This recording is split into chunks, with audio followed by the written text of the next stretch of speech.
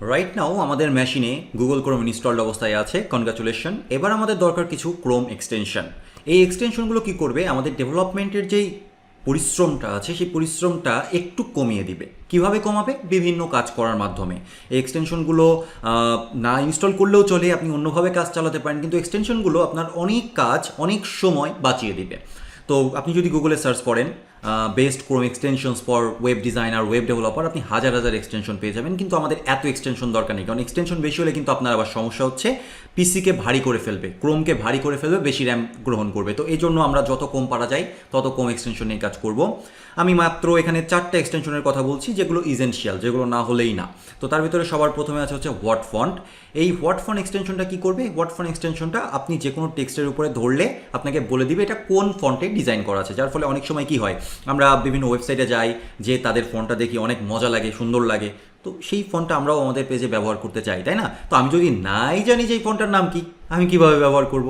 তো এই জন্য এই ফন্টটা কিন্তু মানে এই এক্সটেনশনটা খুবই গুরুত্বপূর্ণ। এটা এখান থেকে ইনস্টল করবেন, গুগলে যে সার্চ করবেন হোয়াট ফন্ট পেয়ে যাবেন। সো এইটা ইনস্টল করলে এরকম একটা আইকন আপনার আসবে, এইটা ক্লিক করলাম, করার পরে যে কোনো একটা ফন্টের উপরে ধরলে আমাকে বলে দিবে যে এটা কোন ফন্টে তৈরি। যেমন এটা রোবটে তৈরি, রোবটও ব্যবহার করা হয়েছে এখানে, আর এখানে ব্যবহার করা হয়েছে গুগল সেন্স। ঠিক আছে, এটা খুবই গুরুত্বপূর্ণ একটা ফন্ট। ফন্টের মতো আরেকটা গুরুত্বপূর্ণ বিষয় হচ্ছে কালার। আমরা অনেক সময় ওয়েবসাইটের বিভিন্ন কালার দেখি, কালার দেখার পরে সেই কালারটাও ব্যবহার করতে চাই, কিন্তু কালার কোড না জানার কারণে এটা ব্যবহার করতে পারি না। তো এই জন্য আরেকটা ছোট্ট টুলস হচ্ছে কালার জিলা। এই এক্সটেনশনটা আপনারা গুগল করে পেয়ে যাবেন। কালার জিলা ইনস্টল করলে কি হবে, আপনি যে কোনো কালার কোড বের করে আনতে পারবেন। ফর এক্সাম্পল আমি এই কালারটার কোড জানতে চাচ্ছি, সো কালার জিলা ইনস্টল করলে আপনার এই আইকনটা আসবে, এখান থেকে এটা ক্লিক করবেন, করার পরে এখানে যে হোভার করবেন, দেখেন ওপরে কিন্তু এখানে কালার দেখা যাচ্ছে। সো এটা এবার আপনি এখানে ক্লিক করলেই এই কালার কোডটা আপনার কপি হয়ে যাবে। ঠিক আছে, সো আবার আপনি অন্য কোনো কালার নিতে যাচ্ছেন, এখানে আপনি হোভার করেন, ক্লিক করেন, কালার কোড কপি হয়ে যাবে। খুব মজার একটা এক্সটেনশন, আমার খুবই ফেভারিট। থার্ড যে এক্সটেনশনের কথা বলবো, এটা খুবই গুরুত্বপূর্ণ একটা এক্সটেনশন, সেটার নাম হচ্ছে পেজ রুলার রিডাক্স। এই পেজ রুলার রিডাক্স কি করবে? অনেক সময় কি হয়, অনেক সময় আমাদের এই নেভিগেশন বার বা যে কোনো কিছু বাটন, এর সাইজটা জানার দরকার হয়। তো সাইজটা আমি কিভাবে জানতে পারি, এ কতটুকু হাইট আছে, কতটুকু উইডথ আছে, কিভাবে জানতে পারি? বা এই ন্যাপ বারের সাইজটা কিভাবে আমরা জানতে পারি? এটা জানার কাজে ব্যবহার করা হবে পেজ রুলার রিডাক্স এক্সটেনশনটা। এটা এই আইকন। সো আপনি এখানে ক্লিক করবেন, ক্লিক করার পরে আপনি দেখা যাচ্ছে এখান থেকে এটা ড্রাগ করলেন যে আচ্ছা আমার এখানে কতটুকু হাইট আছে আমি বের করে দেখতে চাচ্ছি। সো এখান থেকে এটা দিলেন এবং এখান থেকে একদম মিলাইয়া দিলেন সুন্দর করে। এখানে আপনি দেখতে পাচ্ছেন যে এটার ওয়েট কত, 389 বা 90 হবে, একটু এদিক ওদিক হয়েছে হয়তো। তারপরে ফর এক্সাম্পল আপনি এইখান থেকে এইটার হাইট দেখতে চাচ্ছেন, এটা কত, 65।